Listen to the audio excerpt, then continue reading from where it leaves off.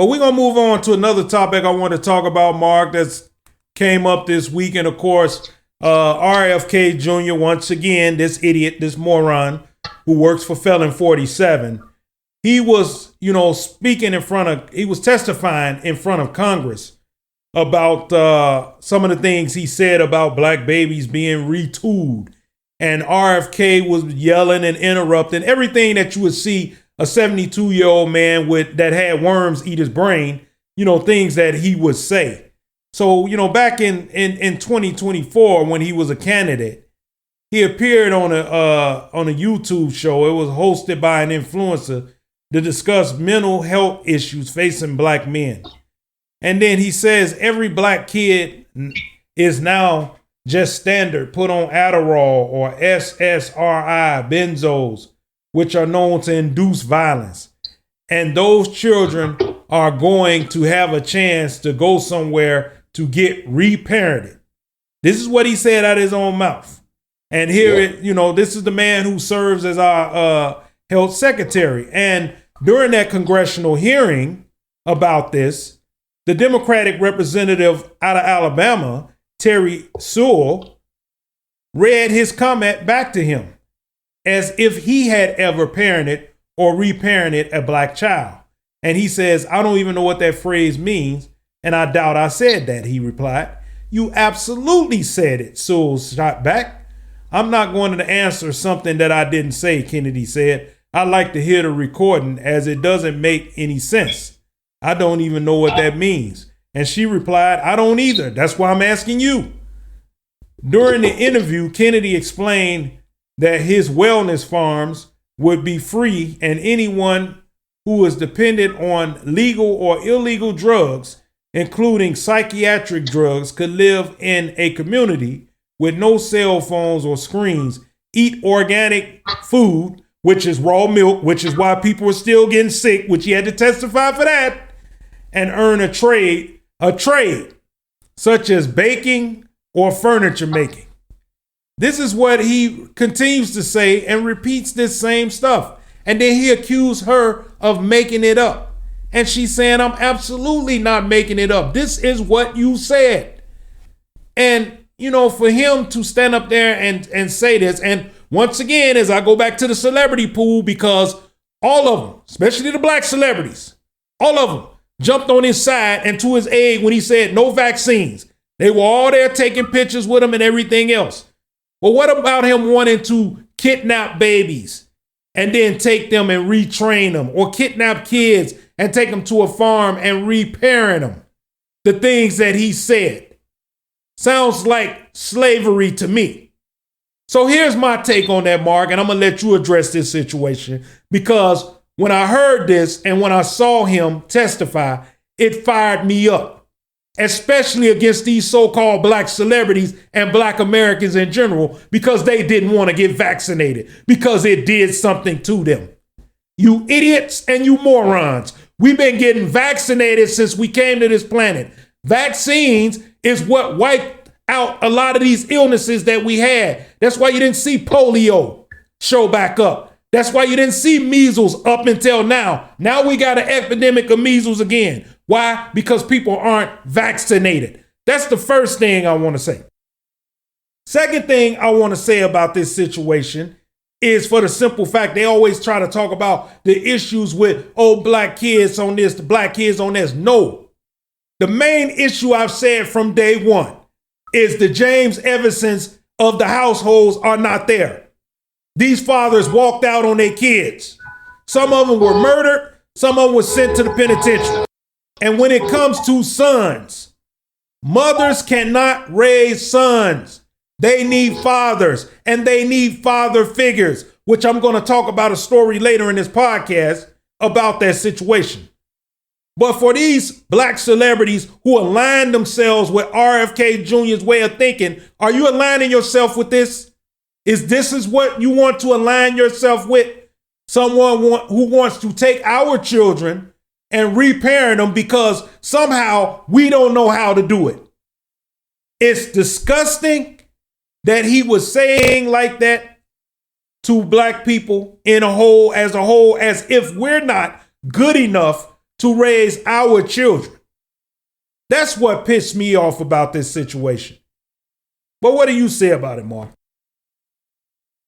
Well, there's a lot to unpack there. I mean, first, I mean, I want to address the fact when you bring up like many of the black celebrities and some black. I mean, because it wasn't all black people. Like, you know what I'm saying? Like, clearly that bought into the jab is bad and all that kind of stuff. But like again, like many of the black celebrities, unfortunately, and we talked about this before. I mean, it's pretty much a lack of knowledge of like, you know what I'm saying, history. I mean, like you just mentioned, like, you know, people been getting vaccines from the beginning of time. Like before you get to go to school, you get vaccines and all that kind of stuff, right? I mean, when you're a baby and all that kind of stuff, you got to go in to get all kind of shots and all that kind of stuff. And I mean, so vaccines been a thing for a long, long time. I don't have to exact dates and all that kind of stuff when all that stuff, started happening and everything. But as the world and as society have developed and all that kind of stuff, that's why they came up with all these different things. And that's the problem with black celebrities is not taking the time to understand history. They go off of feelings and vibes and what's going on at that time during COVID when everything was coming out and breaking down and things of that nature. Like, I mean, they was getting like impatient and upset and things of that, and which a lot of people had the right to be upset and mad and all that kind of stuff. But you got to address your anger with, at the time, it was felon 45. Now felon 47. Exactly. And of course, I mean, people who don't know by now, we're referring to Donald Trump, the felon president of these United States. He was in office when COVID-19 dropped and all that kind of stuff and shut down the whole country and the whole world pretty much. Like a whole lot of things could have been done differently, but we're not discussing that. But again, with these black celebrities, these people like that has these platforms and has all these followers, and they put out this disinformation, this misinformation, all this stuff out there that's gonna be damaging to people who don't have their bank account. Exactly. Like when you're a black celebrity, when you're a star, you have resources and things like that where you can get treatments, that you can get to places. You can move around a lot better than people that don't have their type of bank account and resources. That's the big key thing right there. I mean, when you choose, going back to social media again, you get on social media, you put all this stuff out there, and people's going to read into that because they have a certain admiration for you because of the things that you have done on a football field or a basketball court or in a movie or in a song and all these type of things and stuff. And you sit there and speak out of pocket. Now, when it comes to Robert Kennedy Jr., the son of the late Robert Kennedy, who was gunned down, I mean, first of all, most of this man's family, like, pretty much disowns him. Like, they went out on like social media platforms and like news interviews and stuff like that. His cousins was like urging Congress senators not to vote this guy in. I think Senator Booker was one of the ones that had confirmed him doing his Senate confirmation. Thanks, Corey. This guy's a lunatic. I mean, this guy famously said that like doing H helped him out in college or whatever, and he talked about sniffing cocaine off of toilet seats. So that in itself should tell you that you shouldn't listen to anything that comes. I'm not about to listen to nobody that snort cocaine off of a toilet seat. Yeah. I don't even begin to understand how you would do that. Is he talking about snorting off the lid of the toilet seat or the actual toilet seat that you sit down on? I don't see a reason to do that. I don't know. But that fact alone should disqualify him from any kind of conversation. But the things that he said was typical of many of white America. That that subscribe to, like, you know what I'm saying, whiteness, white supremacy, is to, like, you know what I'm saying, question and try to educate black people on like how they should raise their kids, or what they should be doing and shouldn't be doing, and this or that. It's that whole control factor, because a long time ago, and not so, I mean, you know what, let me rephrase that. Many white people still consider, like, you know what I'm saying, black people their property. They still consider like black people as subhuman. They still consider us as people that needs to be controlled and guided and surveillance and police and all of those things. So that's why they feel the need to like sit there and say what they want to say on certain kind of platforms and in certain kind of areas. They most of them know better not to say that in certain kind of like communities or places where they might be outnumbered, but in spaces where they feel comfortable at, more like they're more likely online, or like, you know what I'm saying, places where they're very far away from the masses of black people. You know, yeah, they're gonna sit there and talk that stuff. And it's our job as the black community to sit there and call them out and to respond every single time things like that happen. I mean, because it is nowhere in the world that, like, you know what I'm saying, you should be, you know, telling us how we should raise our kids and things like that. Because in that same interview, or it might have been a different interview that you were speaking about earlier. Well, this was in front of this was about how, like. Well, this was in front of the committee. I didn't mean to cut you off, but this was a congressional hearing. So it wasn't an interview. This was a congressional hearing, and the first time he spoke out was when he was running for president back in 2024. Right, that the congresswoman from Alabama had brought up. Right, it was an interview. That's what I was referring to, because he was saying something about how, like, yeah, you know, I mean, like, you know, black kids need to be doing this and that. I mean, don't, like, you know what I'm saying, like, you know, think of yourself as like you losing or something like. You know, I mean, something along those lines, which mean, basically, like, you have to have more, like, you know what I'm saying, like, you know, pride for yourself and not blame other people or like other races for your conditions, basically.